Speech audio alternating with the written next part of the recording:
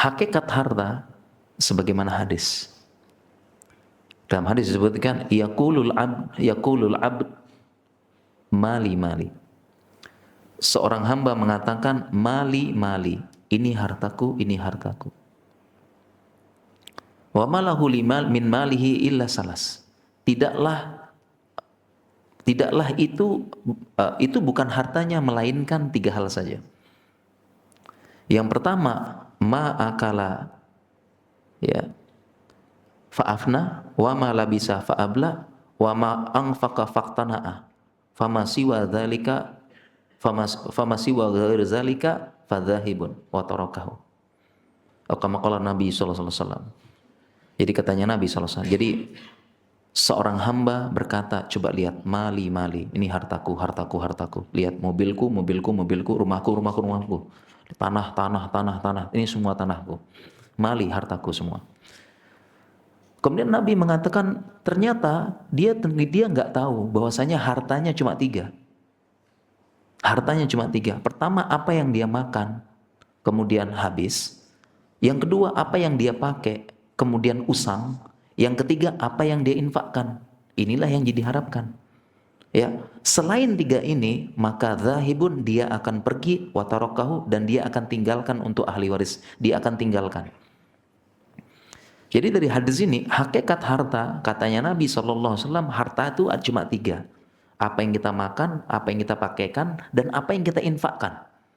Maksud dari apa yang kita pakai, apa yang kita makan dan apa yang kita pakai, maksudnya adalah harta kita yang sebenarnya, apa yang sedang kita nikmati saat ini. Jadi hakikat harta yang sebenarnya adalah apa yang sedang kita nikmati saat ini.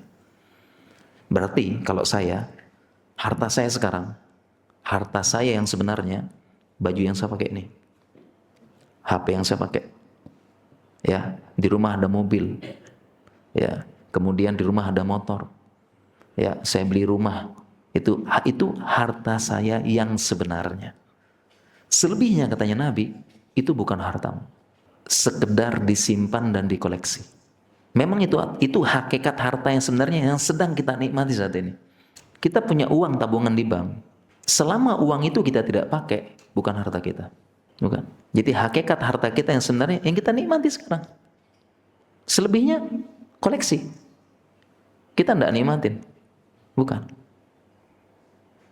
harta kita, ya, bukan harta kita. Itu penjelasan dari beberapa ulama, ya, bukan harta kita. Oleh karena itu ada penjelasan bagus dari hadis ta'isa abdud dinar, ta'isa abdud dirham. Celaka hamba dinar, celaka hamba dirham. Abdun, ya, itu sebenarnya terjemahannya budak. Maka terjemah lainnya celaka budak dunia, celaka budak dirham, celaka budak dinar. Celaka budak dunia.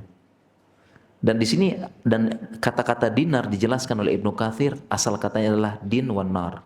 Karena harta itu dia digunakan bermanfaat untuk din, agama, dan kalau tidak dia mengantarkan kepada neraka.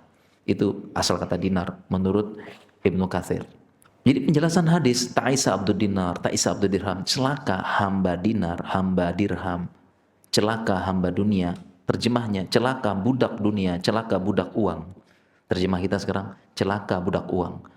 Maksudnya kenapa disebut budak? Penjelasan syarahnya hadis ini, karena ini penjelasan Ibnu Katsir juga. Karena selama uang tersebut tidak kita gunakan, maka uang tersebut telah memperbudak kita. Kita ulangi ya, ini nasihat bagi saya pribadi juga. Selama uang tersebut tidak kita gunakan, berarti uang itu telah memperbudak kita. Kitalah budaknya uang. Kenapa? Kita budaknya uang. Coba sekarang, yang nyuruh uang, sekarang kamu kerja, cari saya. Kalau kita bahasa Jawanya, enjih pak, enjih uang, saya cari kamu. Kurang. Kamu lembur, Sabtu Ahad kerja lagi, enjih uang, saya cari kamu. Masih kurang, kamu tambah lagi, korupsi, enjih uang, saya korupsi. Masih kurang lagi, kamu apa? Coba yang sebelah sana, kamu sikut dah, kamu fitnah. Kamu apa? Enjih uang, saya manut. Ini bahasa Jawa ya, maaf ya. Saya manut. Kita udah disuruh sama uang, disuruh-suruh sama uang. Kamu cari. Kalau kita mungkin praktek kamu kurang, tambah lagi jam praktek, tambah lagi anjing uang, tambah lagi, ya anjing uang. Kita kan udah diperbudak sama uang. Uang yang nyuruh kita dan kita pun iya. Nah, setelah kita dapat uang tersebut ternyata mayoritas uang tersebut nganggur di rekening. Kita simpan dan kita tidak punya apa? Tidak punya rencana atau apa. Nah, penjelasan Ibnu Katsir, selama uang tersebut tidak kita pakai, dialah budak, kita sudah diperbudak semua uang tersebut. Karena uang tadi, uang yang di rekening tersebut sudah nyuruh-nyuruh kita. Ya, gara-gara uang. Coba kamu supaya dapat saya, kamu menjilat sama ini. Kita merendahkan kehormatan kita, merendahkan harga diri kita untuk uang. Kita menghormat, kita mungguk-mungguk sama orang, ya, baik dan sebagainya. Itu kenapa? Untuk uang.